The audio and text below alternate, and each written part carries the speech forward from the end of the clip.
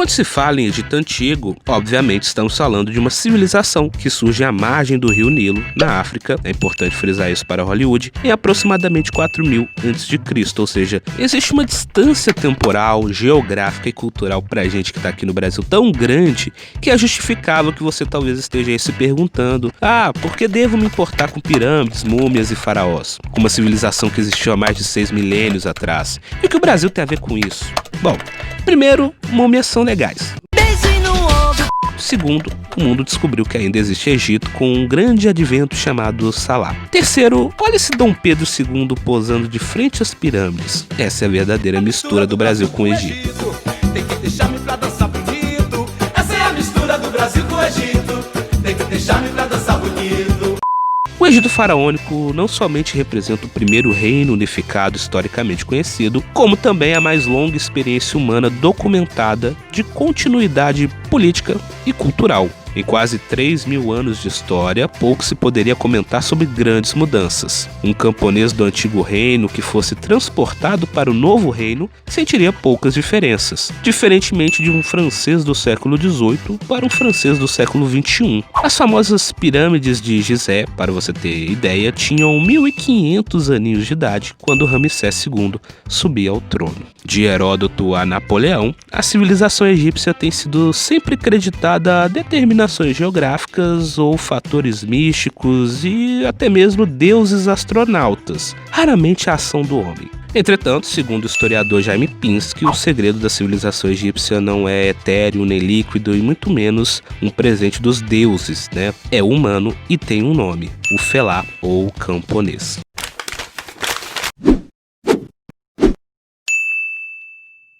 Acredito que qualquer pessoa que tenha em algum momento se interessado e até mesmo estudado sobre o Império Faraônico e suas histórias, ouviu a célebre expressão: o Egito é uma dádiva do Nilo. Uma expressão atribuída a Heródoto, um grego. Ele viveu no século V a.C., mas hoje, em 2021, você ainda escuta essa frase, é quase como uma bio do Twitter do Egito. De fato, o rio Nilo é fundamental para a compreensão da civilização egípcia. A regularidade dos ciclos naturais, o crescimento e a inundação anual do rio Nilo, que ajudava a fertilizar a terra, contribuiu bastante para que a atividade agrícola fosse possível de uma maneira menos imprevisível. Essa estabilidade do Nilo acabou encontrando um espelhamento na própria história política do Egito, mas chegaremos lá ainda.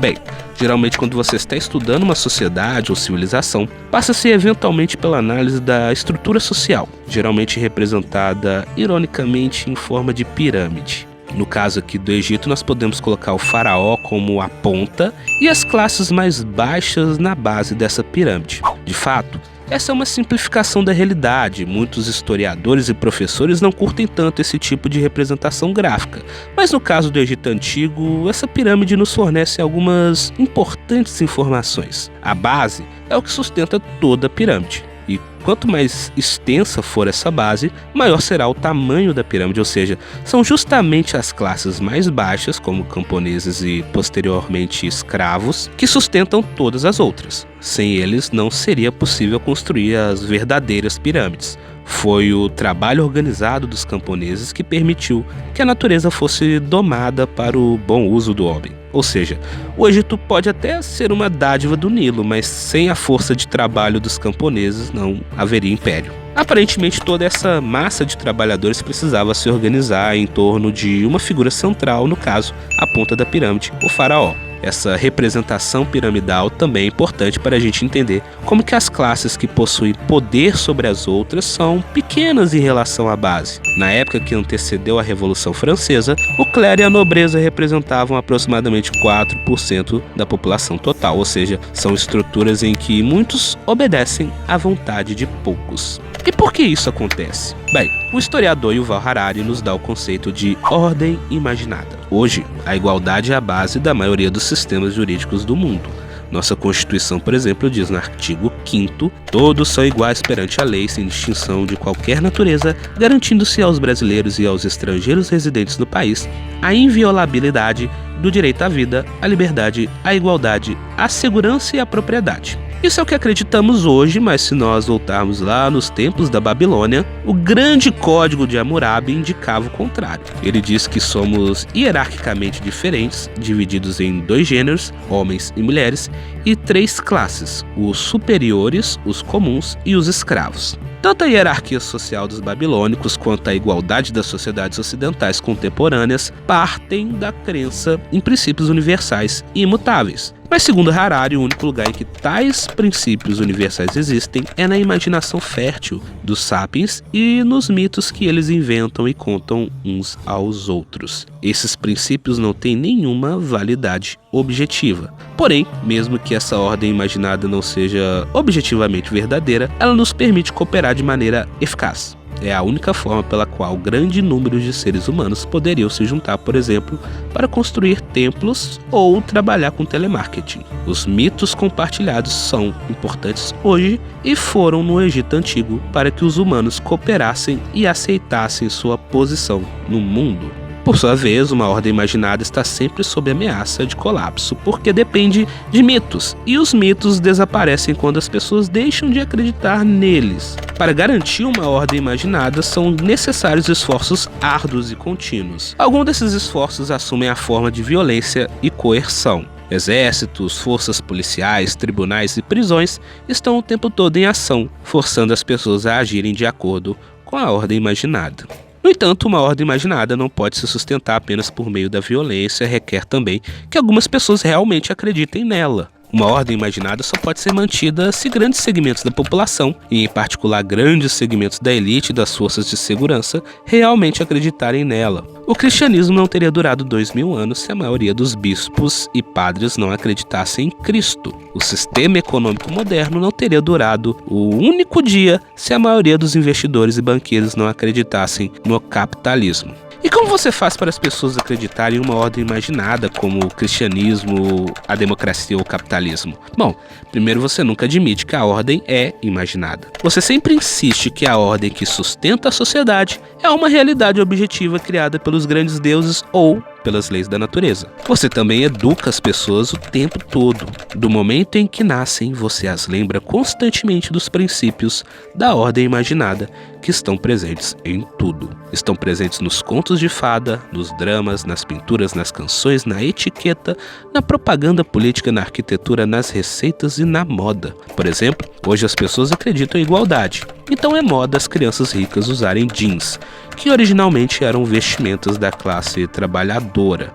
Na Idade Média, as pessoas acreditavam mais em desigualdade, então nenhum jovem da nobreza usaria um traje de camponês. As humanidades e as ciências sociais dedicam a maior parte de suas energias a explicar exatamente como a ordem imaginada é tecida na trama da vida. A religião egípcia, portanto, acabou sendo o sustentáculo ideológico do poder. Ser faraó era basicamente ser um deus vivo. Seu poder era centralizador, divino e absoluto. Quer dizer, não absoluto como os monarcas absolutistas modernos como Luís XIV. Afinal de contas, enquanto um era o rei Sol, o faraó era simplesmente o filho do Sol, um intermediário entre Deus e os homens.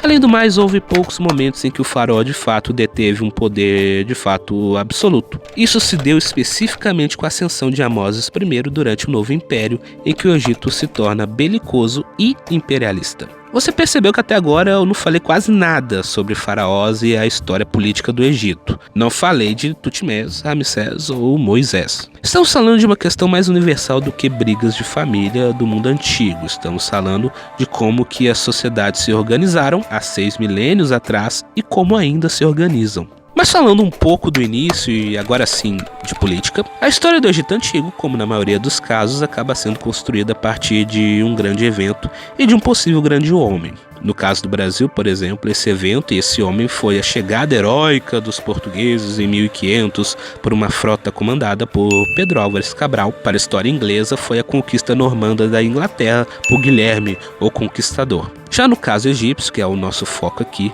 o grande evento foi a unificação do Alto e do Baixo Egito ali por volta de 3100 a.C.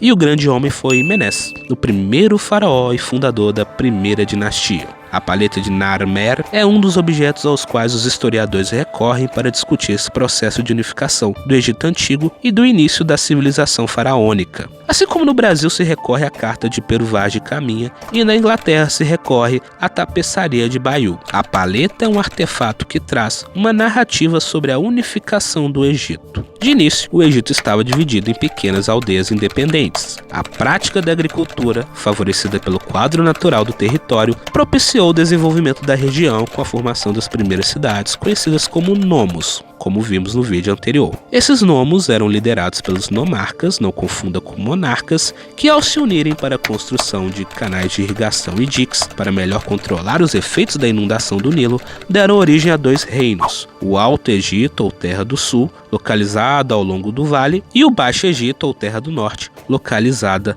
no delta. Aqui podemos observar na paleta o poder e a vitória do rei unificador Narmer, um possível outro nome para Menes, que é representado como uma figura de maior dimensão e que usa nessa cena a coroa branca do Alto Egito, enquanto temos ajoelhado aos seus pés uma figura agarrada pelos cabelos, simbolizando a submissão do inimigo, a derrota, portanto, do Baixo Egito. A partir daí, um dos símbolos do poder faraônico, a coroa cerimonial, passou a combinar 2 coroas diferentes. A alta mitra branca do sul com a touca vermelha do norte, indicando todo esse processo de conquista e unificação do Egito.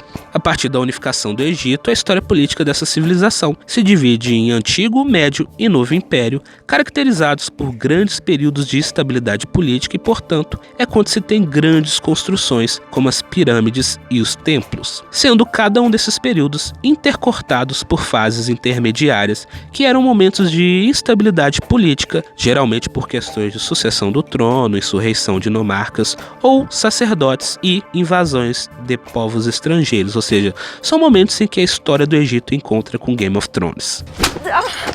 Mas a unificação do Egito não significou apenas uma questão territorial, mas também uma fusão de divindades. A unificação do Egito dependia também de uma unificação cultural. Assim, todas as divindades protetoras dos diversos nomos existentes foram fundidas no deus solar Ra. O faraó era conhecido como filho de Ra. É claro que, a depender da situação política, a divindade ao qual o faraó respondia poderia ser outra.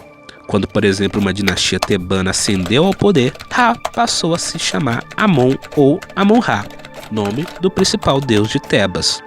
O fato é que a religião desempenhou um papel predominante na vida dos antigos egípcios. As crenças religiosas estavam na base de manifestações culturais como a arte, a medicina, a astronomia, a literatura e o próprio sustentáculo do governo do Egito. A prática da mumificação trouxe conhecimento sobre os órgãos do corpo humano e, desse modo, contribuiu para o avanço da medicina egípcia. O desenvolvimento da matemática foi fundamental para construções egípcias, e o conhecimento astronômico foi importantíssimo para a agricultura. Da terra dos faraós ou dos felás vieram o germe e o estímulo de numerosas conquistas intelectuais dos tempos posteriores. A filosofia, a aritmética, a geometria, a astronomia, a escrita e a literatura tiveram seu marco inicial nessa época.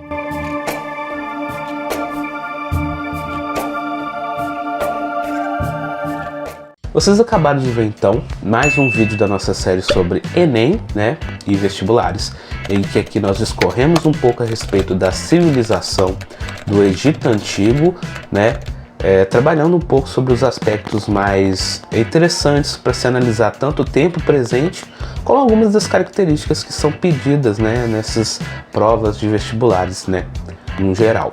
No próximo vídeo nós vamos tratar um pouco sobre a questão da Mesopotâmia, alguns aspectos gerais e algumas discussões contemporâneas a respeito dessa civilização, e vamos também resolver algumas questões do Enem vestibulares para fazer aquela ajuda no reforço no estudo, na aplicação do conteúdo aprendido na prática.